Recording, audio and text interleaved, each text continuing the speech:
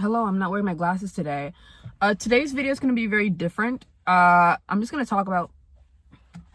I'm parked. I don't need... Sorry.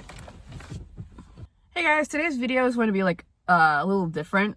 I'm just going to talk about some things that I've learned from doing online courses. Particularly if you have trouble with doing those discussions when you're like, I don't know what to say to this person. I really don't know how to respond. Here's some tips for you.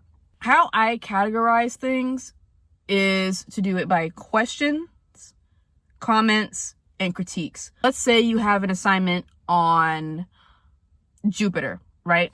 Or the planets or the solar system. And you have to do a discussion on what's your favorite planet and why.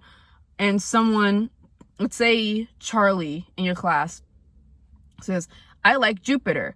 Here's why. And Charlie lists the like colors, the atmospheric patterns of like what it's like on Jupiter. He talks about what life would be like on Jupiter and why he would prefer that to being on Earth for some reason. And then he concludes it by saying, and yeah, that's why I like Jupiter, with like a smiley face or whatever, even though you're not supposed to do that on discussion questions. And you've put your answer to the discussion up, talking about Venus, saying this is why I like the planet Venus. These are the atmospheric patterns for Venus. If there's going to be life on Venus, here's the qualifications of what it would need. This is why I would prefer living on Venus to living on Earth, if it were possible, right?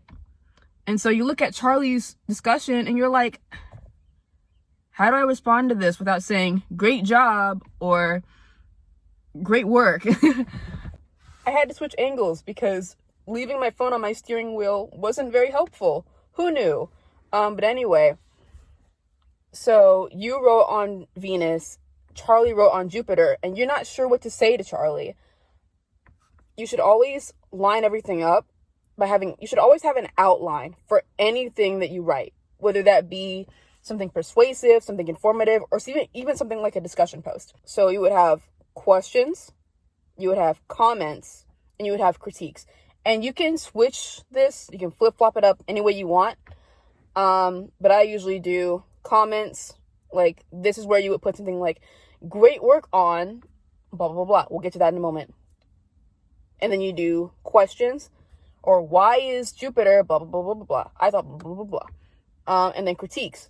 I thought blah, blah, blah, blah, blah was better because blah, blah, blah, blah, blah. Could you explain why? So for comments, don't just put great work or I really liked your response. That's not what teachers are looking for. When you comment something on someone's post, what made you pick their response out of literally everyone? It could be because it was longer than the others or it was shorter. By saying, my chest hurts. If you picked it because it was longer, say, I love how you went into detail in your discussion post, or something along those lines. If it was shorter, say, I love how concise your response was, or that it was to the point. For questions, ask anything that makes you want to research this topic more. If there was something that you did not know about or something that you were unclear about in the class, but this person's discussion cleared it up for you, say, okay, ask a question about, okay, why did you go into detail about this? Or how did you come to this realization about your planet?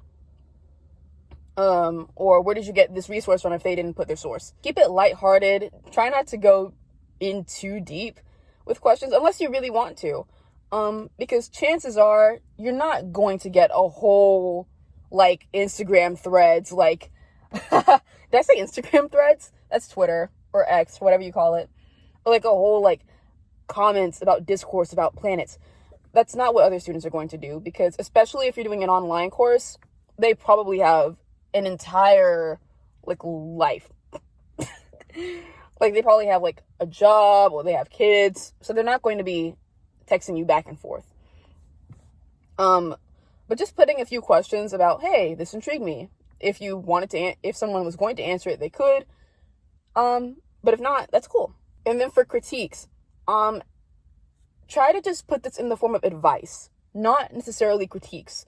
I'm going to cross out critiques here. We're going to do advice. What would have made this person's response more intriguing?